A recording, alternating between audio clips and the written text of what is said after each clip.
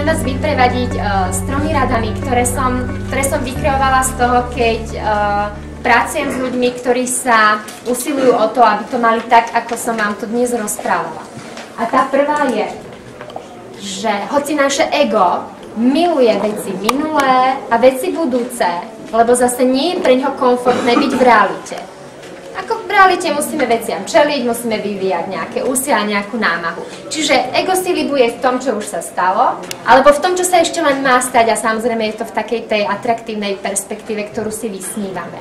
Čiže príjmejte svoje ego, aby žilo tu a teraz.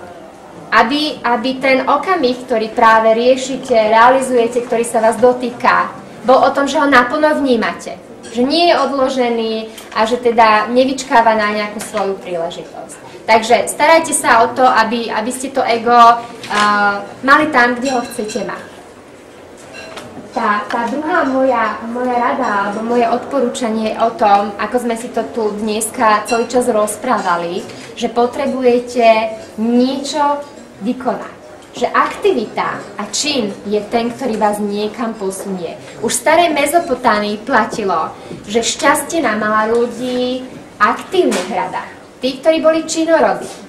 Čiže ak sa vy pristihnete v takom tom ulievackom móde, tak ako je to fajn, keď v ňom zotrváte, ale iba na chvíľu. Nesmiete sa tam vyvalovať príliš dlho, lebo on vás celého obalí a potom je to o takom, že si pripadáte pacifikovaní a nemohúci. A tretia moja rada súvisí s niečím, čo volám faktor vysedených kuriatok.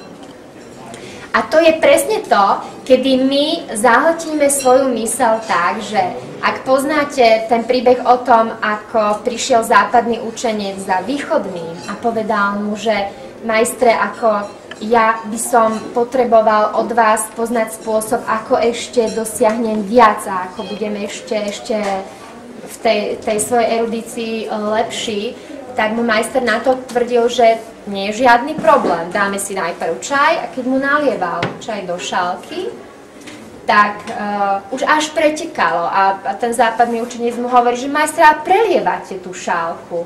A on, že takto sa má vaša myseľ. Takže pozor na vysedené kuriatka. Keď ich máte veľa pod sebou, nie je to komfortné. Takže, ak čokoľvek z toho viete vzťahnuť do svojho života a modifikovať si to a upraviť pre svoje potreby, tak to moje rozprávanie malo nejaký zmysel.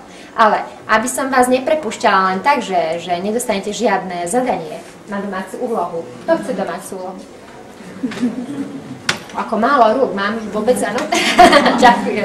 Aby som vám ju nenatlačila. Ale nie, je to ten druh záväzku, keď otočíte ten svoj papier s tými svojimi 5 otázkami, tak si naň prosím napíšte, čo môžete, v najlepšom prípade ešte dnes, ale zajtra, urobiť inak ako doteraz.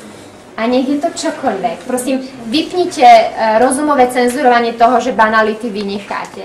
Nie, to tam nie je teraz kľúčové. Vyberte si prosím jednu jedinú vec. Pomenujte ju konkrétne. Čo pre seba urobíte dnes, zajtra, inak ako doteraz? Lebo to bolo zmyslom, pútať vašu pozornosť, ako sa do veci pustiť inak. A ak máte chuť to poňať naozaj ako záväzok, že si tu teraz sľubujete pred sebou a predo mnou, že to chcete zrealizovať, tak uvidíte, čo sa stane.